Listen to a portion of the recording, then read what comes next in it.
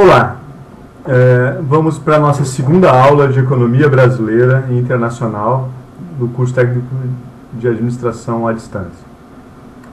Bom, na aula passada nós falamos sobre um pouco da economia mundial, desde o final do acordo de Bretton Woods até a chamada globalização financeira, né?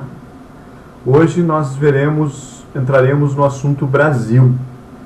Para isso a gente poderia falar de Brasil desde da descoberta, ou seja, descoberta entre aspas, né, porque aqui já viviam os índios, 1500. A gente já vai até falar um pouquinho sobre esse período, mas focaremos mais a partir de 1930. Então, o título dessa aula chama-se Economia Agroexportadora. Por que agro? Porque trata de uma economia brasileira agrícola, e exportadora porque ela visa a exportação, ou seja, a venda dos produtos para fora. Especialmente na época da própria colônia, metrópole, né, matéria-prima para a metrópole, e depois com a independência, ou seja, as exportações. Então, na verdade, esse termo agroexportação, ele vai surgir porque desde que Portugal chegou no Brasil, o Brasil sempre serviu para mandar produtos, matéria-prima para fora. Nesses ciclos nós vamos ter o início até o chamado pau-brasil, mas em especial o ciclo do açúcar no Nordeste, depois a descoberta de ouro nas Minas Gerais e também, principalmente, o café, né? Por bom tempo, o café se tornou o ouro negro brasileiro, especialmente durante o período da chamada Velha República, da República Velha, que vai ser o momento de auge e ruptura desse modelo agroexportador. Bom, qual era o problema da questão da economia voltada para um único produto primário e de exportação, no caso o café? Que isso trazia uma enorme vulnerabilidade à economia brasileira. Por que uma vulnerabilidade? Porque a partir do momento que um país, uma economia, ela tem a sua dependência focada num produto apenas, o que acontece? Se esse produto vai bem, a economia vai bem. Se o seu produto vai mal, a economia vai mal. E nesse período a gente vai passar por várias crises internacionais, especialmente, por exemplo, a Primeira Guerra Mundial, a quebra da Bolsa de Nova York em 1929, a própria Segunda Grande Guerra Mundial. Tudo isso vai afetar as exportações brasileiras, especialmente o café. Outro problema também é a exportação ser a variável quase que exclusiva da determinação da renda nacional, e não o mercado interno. Então a economia brasileira ela trazia uma maior vulnerabilidade porque ela também ficava vulnerável a apenas um único produto, que era o café, e as exportações para outros países.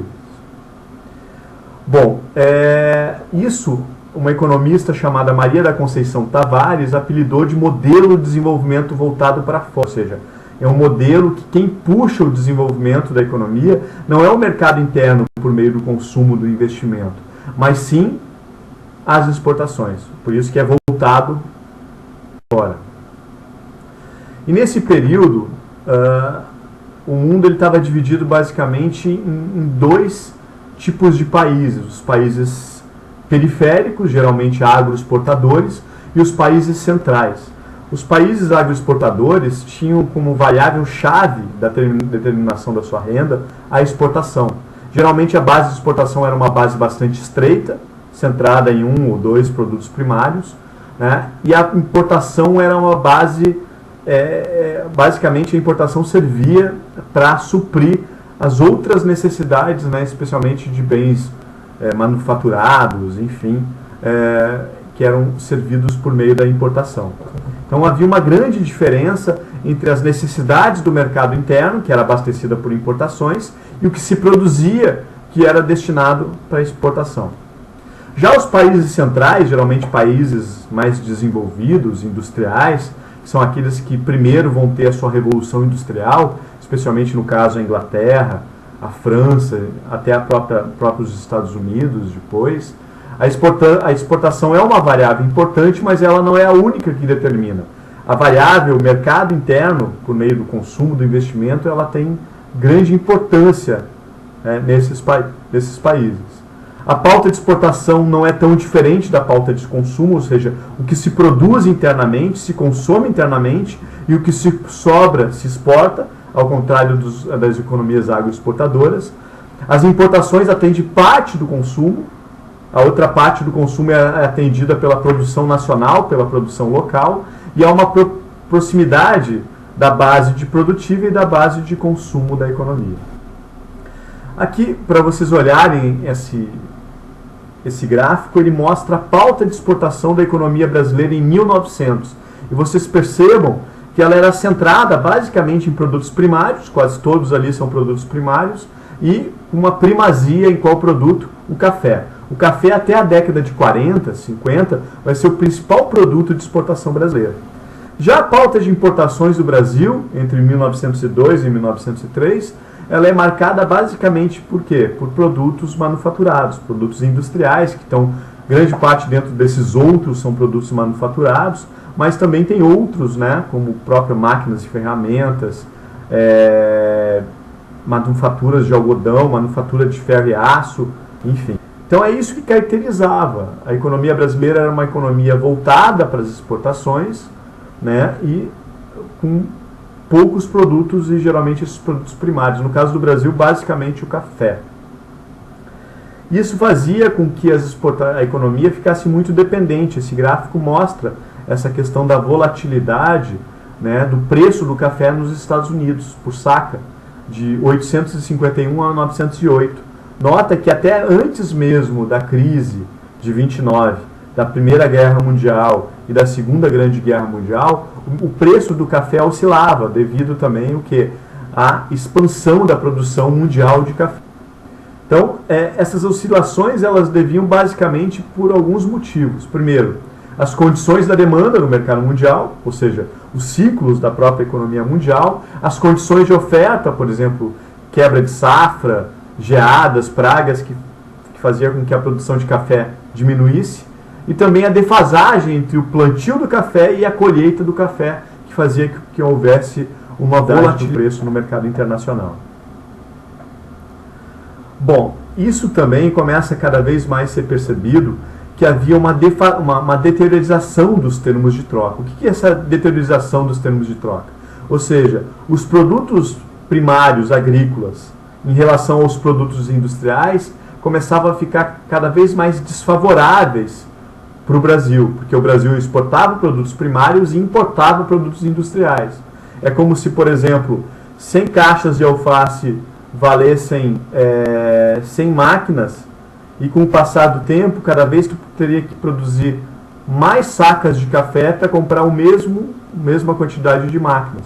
Isso faz com que há uma deteriorização dos termos de troca em relação dos produtos primários para os produtos industriais. Nem sempre aconteceu isso, teve outros períodos que o fator foi inverso, mas nesse período em especial, há os produtos agroprimários, eles vão ser prejudicados porque os seus preços eles vão ficar cada vez mais baratos em relação à troca dos produtos. Bom, o que explica essa deteriorização dos termos de troca? Primeiro, a elasticidade de renda de produtos primários, que é menor que 1, e a elasticidade de renda da demanda de produtos manufaturados é maior do que 1. O que significa elasticidade de renda? Vocês viram na disciplina passada, né, de Fundamentos de Economia. Acontece que a renda aumenta, e aí, quando esses países têm uma renda que ela aumenta, esse aumento da renda ele é direcionado mais para consumo de produtos manufaturados do que produtos primários. Então, o aumento da renda prejudica as exportações de produtos primários, mas favorece, né, a dos produtos industriais. Também, pela característica do mercado oligopólico, de oligopólio desses produtos manufaturados, que geralmente eram produtos que tinham uma concentração em poucas empresas e, por consequência, tinha uma dominação maior, uma influência maior no preço. Embora isso seja controverso, né? Porque, como eu comentei anteriormente, havia períodos que foi o... Bom, esse gráfico ele é bem interessante porque ele mostra que há uma deteriorização dos termos de troca, né, nesse período. Né? Há uma tendência de queda desses termos de troca. Especialmente ali que a gente vai ver a ruptura do modelo agroexportador, que vai ser de 1890 a 1940, 50, que vai ser o declínio, né, das exportações de café.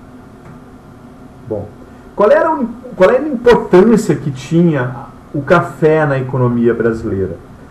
Bom, ele tinha efeitos cíclicos dentro da economia brasileira que funcionavam da seguinte forma. Nas fases de ascensão do preço internacional do café, havia impactos positivos sobre o restante da economia brasileira. Por quê? Os exportadores, os barões de café vendiam café cada vez com preço melhor, havia um crescimento da lucratividade, né, das exportações de café, e também, com isso, uma parte desses lucros eram reinvestidos na economia brasileira, o que gerava o aumento da renda e o aumento do emprego.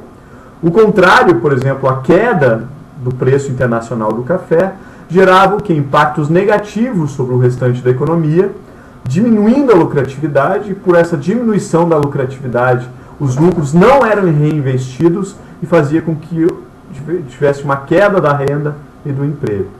Então, cada vez mais, começava a se perceber a dependência do Brasil com o café. E aí muito começa a ser discutido sobre a industrialização brasileira. Não que não houvesse indústria no Brasil antes de 30. Um filme que eu indico para vocês assistirem é O Barão de Mauá, que conta a história de um grande empresário, que era gaúcho, e foi para o Rio de Janeiro com 6, 7 anos, que se torna um dos homens mais ricos do Brasil. Vale a pena assistir esse filme. E ele já defendia a industrialização brasileira numa época que o café só trazia riquezas, né, para os barões do café em especial. Então, mas o que vai acontecer? Vai ser a partir do governo Vargas, que a gente vai ver na próxima aula, que o café passa a ser como finalidade, objetivo da política macroeconômica.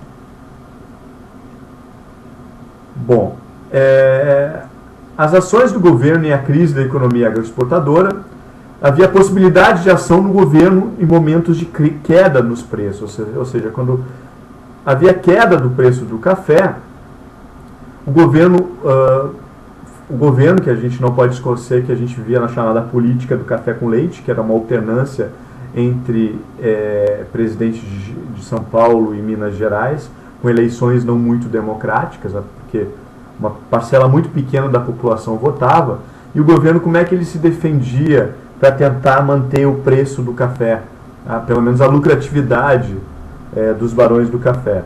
Por meio da desvalorização do câmbio, ou seja, o câmbio ficava cada vez mais desvalorizado, isso favorecia as exportações do café, e a chamada política de valorização do café, que era o quê? Era a compra pelo governo brasileiro de sacas de café. Esses mecanismos eram eficientes no curto prazo para proteger os barões do café, a economia cafeicultura, mas eles tinham efeitos negativos no longo prazo, eles escondiam, né, a crise que começava a surgir no café. A desvalorização cambial, a vantagem de tu adotar uma desvalorização cambial é que mantinha em moeda nacional a rentabilidade do setor cafeeiro e do nível de emprego, mas gerava dois tipos de problemas. O primeiro, que é problemas entre aspas, por quê? Porque a desvalorização do cambial escondia os sinais dados pelo mercado, uma tendência de superprodução. Por outro lado, a desvalorização favorecia a produção interna de produtos manufaturados que eram importados. E o segundo efeito negativo da desvalorização cambial é que encarecia todos os produtos importados dessa economia, fazendo com que houvesse o restante da sociedade perdesse porque ia pagar por produtos mais importados. Já a política de valorização do café consistia em reter parte na oferta dos estoques, ou seja, não vender esses para acontecer uma escassez de oferta e fazer com que o preço subisse.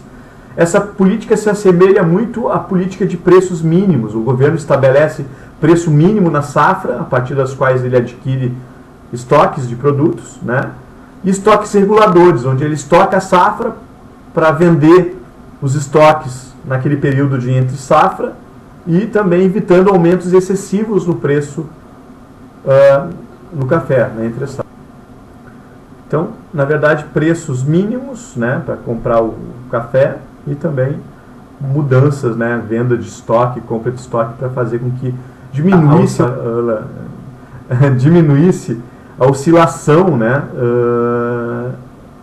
do preço do café. Os problemas com a estocagem de café é que, a partir do momento que o governo traz a expectativa que nos anos seguintes vai haver uma reversão de café,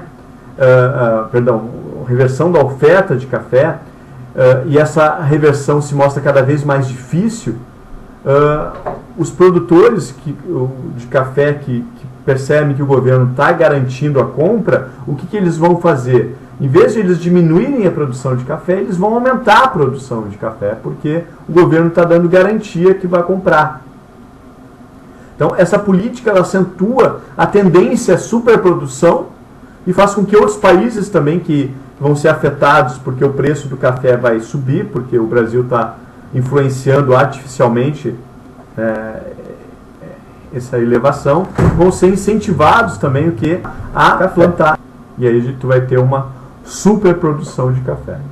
Então, essa superprodução de café, que havia uma tendência já no século XIX, aliado com a crise de 29, chega um momento de ruptura, e mudança política também, porque sai a oligarquia do café e ascende uma outra oligarquia liderada pelo Getúlio Vargas, acaba tendo uma ruptura nesse modelo agroexportador. Então, com a manutenção da rentabilidade da economia cafeeira, os recursos convergem para essa atividade, levando a superprodução. Em 30, então, a produção nacional era enorme e a economia mundial entrou em uma das maiores crises, né, da sua história, que foi a quebra da Bolsa de Nova York em 1929. Isso trouxe duas consequências. Primeiro, os preços vão despencar e segundo, o governo vai passar a queimar parte desses estoques para manter o preço, para tentar impedir a queda desse preço. Então, a fragilização do modelo agroexportador traz à tona a necessidade da industrialização. Então, a industrialização, embora tenha início antes de 30, vai ser a partir de 30, vai ser a partir do governo Vargas, que ela vai ser objeto de política econômica. Antes de 30, a indústria vai surgir pelas franjas da economia cafeeira. A literatura ela traz duas correntes que tentam explicar o surgimento da indústria no Brasil. A primeira corrente é chamada teoria dos choques adversos. Significa que o quê? Vai ser em momentos de dificuldade de exportação de café que o governo vai desvalorizar o câmbio e essa desvalorização do câmbio vai favorecer a produção nacional porque os importados vão ficar cada vez mais caros. Essa primeira explicação se chama teoria dos choques adversos.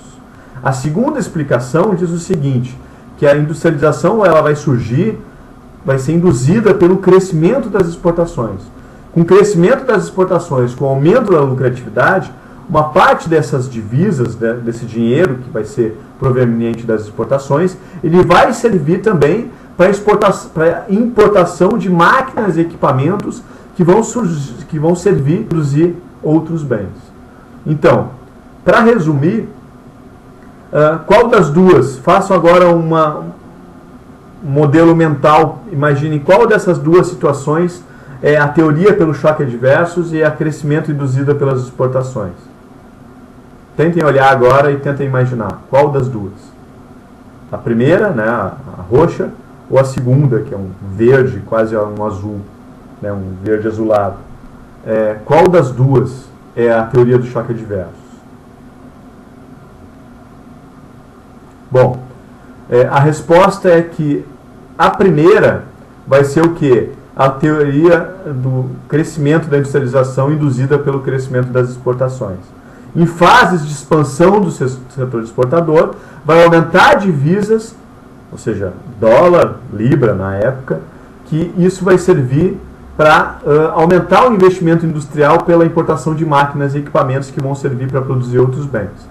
A segunda, que é a teoria dos choques adversos, diz que as crises do setor exportador faz com que tenha uma dificuldade de importar bens de consumo, e essa dificuldade de importar bens de consumo vai servir para incentivar a produção nacional.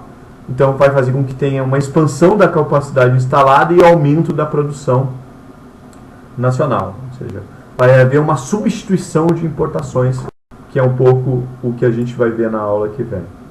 Então, a origem do capital industrial é um vazamento do capital cafeeiro, ou seja, cada vez mais barões de café que aos poucos vão mudando para a indústria, os seus filhos que não querem continuar o negócio do café, que viajaram, estudaram a Europa e viram a industrialização europeia e resolvem querer abrir uma indústria no Brasil, enfim, né?